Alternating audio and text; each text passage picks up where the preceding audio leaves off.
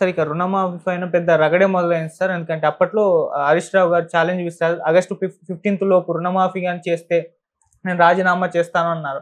అయితే August 15th వచ్చేసింది. మేము రుణమాఫీ చేస్తాం, మీరు రాజీనామా చేయండి అని రేవంత్ రెడ్డి గారు సవాల్ విసిరారు. 32,000 కోట్లు చేస్తా అన్న రుణమాఫీ మీరు 17,000 కోట్లే చేశారు. చర్చకు నేను సిద్ధం, నేనెందుకు రాజీనామా చేయాలని హరీష్ రావు గారు అన్నారు. ఇవాళ ఆయన రైతులకు మీరు అన్యాయం చేశారని చెప్పేసి ఆలయాల యాత్ర మొదలు పెట్టారు. కేటీఆర్ గారు కూడా యాత్ర మొదలు పెట్టేస్తారు. ఏంటి సార్ ఈ రుణమాఫీ, అది అయిందా కాలేదా? మీరు ఒపీనియన్? రాజకీయాల్లో ఏం జరుగుతుందంటే ఎన్నికలప్పుడు రాజకీయ పార్టీలన్నీ వాగ్దానం చేస్తుంది. మోడీ గారు ఆయన రాజకీయాల్లో ప్రవేశించి అంటే జాతీయ రాజకీయాలు వచ్చినప్పుడు స్విస్ బ్యాంక్లో మన విపరీతంగా డబ్బులు ఉన్నాయి, ఆ డబ్బులను తీసుకొచ్చి 15 లక్షలు ఒక్కొక్కరి బ్యాంక్ అకౌంట్లో వేస్తామన్నారు. 2 కోట్ల ఉద్యోగాల్ని సృష్టిస్తామన్నారు.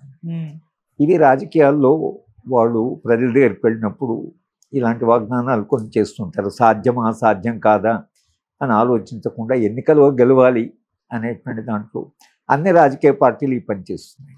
ఇప్పుడు KG to PG ఉచిత విద్య అని కేసీఆర్ గారు తెలంగాణ ఉద్యమ కాలంలో ఒక నినాదము ఇచ్చాడు. కాంట్రాక్ట్ ఉద్యోగాలు ఉండవు అని నినాదం ఇచ్చారు. మీరు వచ్చిన తర్వాత మీరేమి KG to PG ఉచిత విద్య లేదు, అంత ఉన్న విద్యకు సరైన మద్దతు లేదు, విశ్వవిద్యాలయాలు ధ్వంసం అయిపోయాయి. కనుక ఈ రాజకీయాల్లో పార్టీలు ఎన్నికలు పోయినప్పుడు చేసే వాగ్దానాలు అయితే ఒక్కొక్కసారి సాధ్యం కాని వాగ్దానాలు కూడా చేస్తుంటారు. ఇక రెండవది ఏం జరిగిందంటే టీఆర్ఎస్ పార్టీ తన 10 ఏళ్లలో ఒక 5-6 లక్షల కోట్ల అప్పు చేశారు.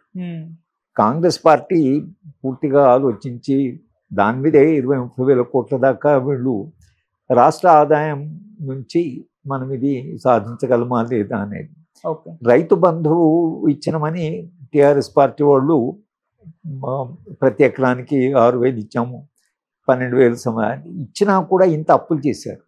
అంటే ఈ 10 ఏళ్లలో రైతులు ఇంత అప్పు చేయవలసిన అవసరం ఉంది. నిజంగా మీరు ఒక రకంగా రైతులకు ఏదో ఒకటి సహాయం చేసామన్నప్పుడు కూడా రైతులు ఇంత అప్పులో పడిపోయారు.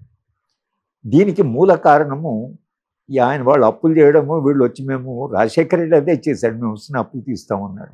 అది చంద్రబాబు నాయుడు కాలంలో జరిగినటువంటి అప్పులు ఆయన తీరుస్తా అన్నాడు. వచ్చిన తర్వాత ఆయన కొంతవరకు ఇంకా అప్పటికి రాష్ట్ర ఆదాయం కొంత పెద్ద రాష్ట్రం కదా, సో అది పోయి వీళ్ళు ఇప్పుడు రైతుల యొక్క ఇప్పుడు 3 ఎకరాల భూమి ఇస్తానని ఆయన దళితులకు 3 ఎకరాల భూమి ఇస్తానని చంద్రశేఖరరావు గారు తను పార్టీ మేనిఫెస్టోలో పెట్టారు. చేయలేకపోయారు. అందుకని ఏదో మేము 10 లక్షలు ఇస్తామని 10 లక్షలు ఇచ్చారు. 10 లక్షలు ఎవరికి ఇచ్చారు, ఎంతమందికి ఇచ్చారు, అందరికి ఇచ్చారా అనేది అది మళ్ళీ ఒక వివాదమే. వీళ్ళు కూడా అందరికీ 2 లక్షలు చేస్తామన్న తర్వాత ఉన్న ఆర్థిక వ్యవస్థలో బోర్డు అంతా ఏదో ఇబ్బందులు పడి అది పడి ఇది పడి కొంతమంది రైతులకు చేశారు. అయితే ఎంతమంది ఉన్నారు, ఎంత కావాలి అనే దాని మీద మరి లెక్కలు సరిగా ఉన్నాయా లేదా అనేటువంటిది అయితే ఒకటి ఉంది. ఇప్పటి కూడా వీళ్ళు ఏమంటున్నారంటే ఎవరెవరికి ఇవ్వలేదో మాకు అప్లికేషన్ ఇవ్వండి, ఎవరెవరికి అప్పు మేము తీర్చలేదో అది ఇప్పటికైనా మేము తీరుస్తామని అంటున్నారు. కనుక ఎంతమంది రైతులకు వచ్చింది, ఎంతమంది రైతులకు రాలేదని మనకు పూర్తి లెక్కలు తెలియవు. వీళ్ళేమో ఇచ్చామంటున్నారు, వాళ్ళు ఇవ్వలేదంటున్నారు. కనుక వాళ్ళు కొంత ఉద్యమ నిర్మాణం చేస్తామంటున్నారు. చేసిన వాగ్దానం చేయలే, మీరు అది ఫుల్ఫిల్ చేయలే కాబట్టి మేము ఉద్యమం చేస్తామంటున్నారు. ప్రతిదీ రాజకీయంగా చూడని తప్పించి రైతు జీవితం బాగుపడడం ఎట్లా, టీఆర్ఎస్ పార్టీ అయినా, బీఆర్ఎస్ పార్టీ అయినా, కాంగ్రెస్ అయినా, అది భారతీయ జనతా పార్టీ అయినా, రైతులు ఏమన్నారు, రైతు ఉద్యమంలో వాళ్ళు ఏమన్నారంటే మేము పండించిన పంటకు మద్దతు ధర ఇవ్వండి. స్వామినాథన్ అనే అతను ఒక వ్యవసాయ నిపుణుడు, ఆయన ఒక కమిటీ రిపోర్ట్ ఇచ్చాయని అంటే వ్యవసాయానికి ఎంత ఖర్చు అవుతుందో ఆ ఖర్చుతో సహా రైతు తన కుటుంబాన్ని పోషించడానికి, పిల్లల్ని చదివించుకోవడానికి, ఆరోగ్యానికి ఆయన అన్ని చూసి ఆయన ఏమన్నాడంటే 50% ఎక్కువ ఇవ్వండి. ఏది రైతు యొక్క నిత్య జీవితము, పిల్లల చదువు అది జరగడం కొరకని కావాల్సింది. ఎందుకంటే మీరు మద్దతు ధర అంటే మీరు కేవలము ఆయన పండించిన పంట ధరని మేము ఇస్తాము అని అన్నారు అనుకోండి, మీకు పంట ఖర్చు ఎంత అయిందో ఆ ఖర్చు మేరకు ఇస్తాం. మరి కుటుంబాన్ని నడవడం ఎట్లా? ఎందుకంటే లాభం వస్తే కదా, వ్యవసాయంలో పండించిన పంటకు ధరతో పాటు లాభం వచ్చి కుటుంబ పోషణ కూడా ఆ ఆదాయం నుంచి వస్తే రైతుకి ఈ సమస్యలు ఉండవు. అవును. ఎరువుల ధర పెరుగుతుంది, మందుల ధర పెరుగుతుంది, ఎలక్ట్రిసిటీ ధర పెరుగుతున్నది, తర్వాత విత్తనాల ధర పెరుగుతున్నది, మార్కెట్ పోతే తాను పెట్టినటువంటి ఖర్చు కూడా రాకపోతే అది తీవ్ర సంక్షోభం. అది అందుకని రైతులు ఉద్యమంలో వాళ్ళు అడిగింది ఏంటంటే, మాకు స్వామినాథన్ కమిటీ రిపోర్ట్ను మీరు ఇంప్లిమెంట్ చేసి మాకు మద్దతు ధర, కనీస మద్దతు ధర, మేము పండించిన పంటకు పెట్టిన ఖర్చుతో పాటు మా కుటుంబ పోషణకి కొంత గౌరవంగా బతకడానికి కావాల్సిన ఆదాయము వ్యవసాయించే రావాలి.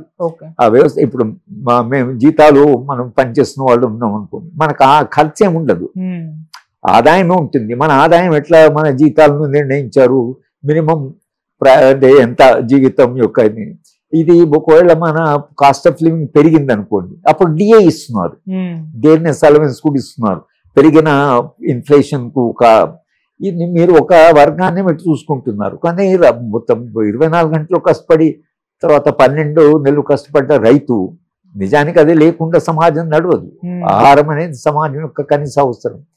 కనుక మీరు ఆ కనీస అవసరానికి ఏదైతే సమాజం యొక్క అవసరమో అది పండించే వాళ్ళకి మీరు వాళ్ళకు ఆ మాత్రం వాళ్ళకు గిట్టుబాటు ధర లేకపోతే రైతులు ఎట్లా బతుకుతారనేటువంటి సమస్య ఒకటి తప్పకుండా వస్తుంది.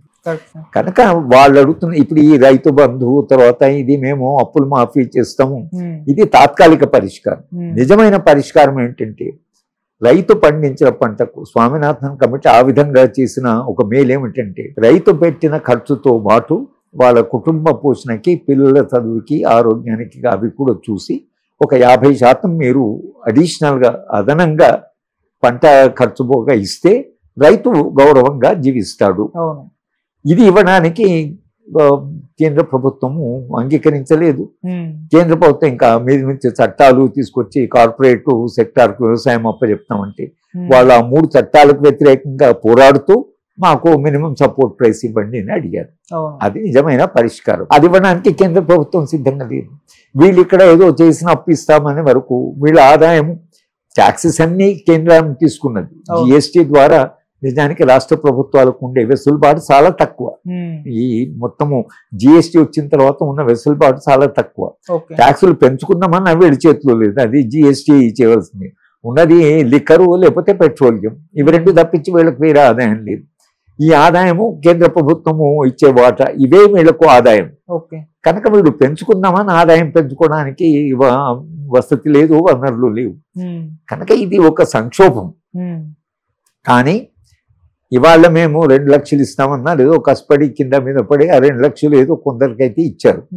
అందరికి ఇచ్చారా లేదా అనేది లెక్కలు తేలాలి. నిజానికి ఎంతమంది 2 లక్షలు అప్పు చేసిన వాళ్ళు ఉన్నారు అనేది లెక్కలు చేసి, ఎంతమందికి రాలేదో అది చేసేసి ఆ రాని వాళ్ళకు కూడా, ఎందుకంటే మీరు ఒక వాగ్దానం చేశారు కాబట్టి ఆ రాని వాళ్ళకు కూడా అప్పులు మీరు తీరిస్తే ఒక వాగ్దానము ఫుల్ఫిల్ అయినట్టు. కానీ ఇంకా మిగతా వాగ్దానాలు కూడా చేశారు. అవన్నీ ఆర్థిక స్తోమత లేదు, అంత ఆదాయం లేదు, వనరులు లేవు, ట్యాక్సులు పెంచేటువంటి ఇది లేదు. కనుక రాజకీయ పార్టీలు నేర్చుకోవాల్సిన పాఠం ఏమిటంటే, మనం ఎన్నికల్లో కూడా గెలుపుతామా ఊడతామని కాకుండా ఏది చేయగలరో, ఏది చేయడం సాధ్యమవుతుందో దాన్ని మాత్రమే వాగ్దానం చేయాలి. చేసినప్పుడు ప్రజలు దాన్ని చూసి దాని వాళ్ళు ఓట్లు వేయడం అనేది జరుగుతుంది. కానీ మనము గెలుస్తామో లేదో చూద్దాం, గెలిస్తే చూద్దాం అని మీరు ఆ తొందరపాటులో ఈ మేనిఫెస్టోలో పెట్టడం, అటు భారతీయ జనతా పార్టీ కానీ ఇక్కడ కానీ ఇవాళ చంద్రబాబు నాయుడు గారు కూడా అదే సమస్యలు ఎదుర్కొంటున్నారు. కనుక ఈ సమస్య ఎదుర్కోవడానికి కారణం ఏంటంటే, మీరు చేసిన వాగ్దానానికి అక్కడ ఉండే వాస్తవానికి తేడా చాలా వచ్చింది. రావడం వల్ల ఇవాళ కాంగ్రెస్ పార్టీ ఇక్కడ తప్పకుండా ఒక ఛాలెంజ్ను ఫేస్ చేస్తున్నది. కానీ భవిష్యత్తులోనైనా ఏ రాజకీయ పార్టీ, ఒక కాంగ్రెస్ అనే కాదు, టీఆర్ఎస్ పార్టీ, బీఆర్ఎస్ కావచ్చు, అది భారతీయ జనతా పార్టీ కావచ్చు, ఏ పార్టీ అయినా కూడా ఇవాళ మీరు నేర్చుకోవాల్సిన గుణపాఠం ఏంటంటే, చేసే వాగ్దానాలు అమలు చేయగలమా లేదని ఆలోచించే చేయండి. గెలుస్తామా ఎలాగో గెలుస్తామో చూసుకుందామంటే మీ విషయాన్ని దెబ్బతింటుంది. గెలవడం కొరకు మనం అవి చెప్పినప్పుడు అవి చేయలేము అని మనకు తెలుసు కూడా మనం వాగ్దానాలు చేసినప్పుడు గెలిచిన తర్వాత ఈ సంక్షోభం తప్పదు, ఈ సవాళ్ళు మీరు ఎదుర్కోవాల్సి వస్తుంది. కనుక ఇప్పటికైనా ఇక వచ్చే కాలంలోనైనా తాము చేయగలిగిందే చెప్పాలి, చెప్పిందే చేయగలగాలి. అంతేగాని చేయలేనిది చెప్పి తీరా అధికారంలోకి వచ్చినాక చేయలేకపోవడం వలన మీరు ఎదుర్కొనే సవాళ్ళు ఏదైతుందో ఇవాళ ఈ ప్రభుత్వమైనా ఏ ప్రభుత్వమైనా ఏ రాష్ట్ర ఏ కేంద్ర ప్రభుత్వమైనా మీరు ఇవాళ నేర్చుకోవాల్సింది చేయగలిగి చెప్పండి. అంటే సార్ చేయగలిగిందే చేస్తామని చెప్తే గానీ వాళ్ళు గెలుస్తామా లేమా అన్న ఒక డౌట్ తో ఉంటుంది, ఒక భయం అయితే వాళ్ళు. ఇంకొకటి ఏంటంటే ఇక్కడ కాంగ్రెస్ పార్టీ లేదా ముఖ్యమంత్రి గారు తొందరపాటులో డెడ్ లైన్లు పెట్టేసుకున్నాడు. అది ఇంకా చాలా రిస్కీ మ్యాటర్. ఎన్నికల వాగ్దానం చేశారు, చేస్తామన్నాము, సరే చేస్తాము, మాకు 5 ఏళ్ల కాలం ఉంది కాబట్టి 5 ఏళ్ల కాలం తప్పకుండా ఈ వాగ్దానాలని మేము చేస్తాము అనడం వేరు. కానీ పలానా డేట్ వరకు మేము మొత్తము చేస్తాము, 15th ఆగస్ట్ వరకు చేస్తాము, లేకపోతే దేవుడి మీద ప్రమాణం, ఇది అంత దూరం పోవాల్సినటువంటి అవసరం లేదు. 5 ఏళ్ళు మీకు టైం ఇచ్చారు, మీ 5 ఏళ్ళలో తప్పకుండా ఈ వాగ్దానాన్ని మేము, కానీ పలానా డేట్ వరకే చేస్తాము, పలానా సమయం వరకే చేస్తాం, ఇంత కాలంలోనే చేస్తామని చెప్పడం వల్ల ఏమైతే ఇంకా ప్రెషర్ పెరుగుతుంది. ఆ 15th వస్తుంది కదా, 15th ఆగస్ట్ అంటే అది వస్తుంది కదా, ఆ డేటు వచ్చే లోపల చేయగలమా లేదని, ఇది గెలిచిన తర్వాత చేసిన ఇది మేము 15th లోపల చేస్తామని. అట్లా కాకుండా మాకు 5 ఏళ్ల సమయం ఉంది కాబట్టి తప్పకుండా వాగ్దానం చేస్తాము, మాకు వనరుల సమస్య ఉంది కనుక మేము కొంత వనరులు సమీకరించిన తర్వాత మేము తప్పకుండా మా టర్మ్లో ఈ వాగ్దానాలని చేస్తాము అంటే వేరు. కానీ పలానా టైం వరకు చేస్తామంటే అపోజిషన్ పార్టీ పట్టుకుంటుంది కదా, 15వ తారీఖు రోజు మీరు ఇవ్వలేదు అంటారు, మేము ఇచ్చిన నువ్వు రిజైన్ చేయని వీళ్ళు అంటున్నారు, లేదు నువ్వు అందరికి ఇవ్వలేదని వాళ్ళు అంటున్నారు. నిజమేంటో మనకు మొత్తంగా ఎంతమంది చేరిందో ఎంతమంది చేరిందో వాస్తవాలు ఇంకా మనకు పూర్తిగా తెలియదు.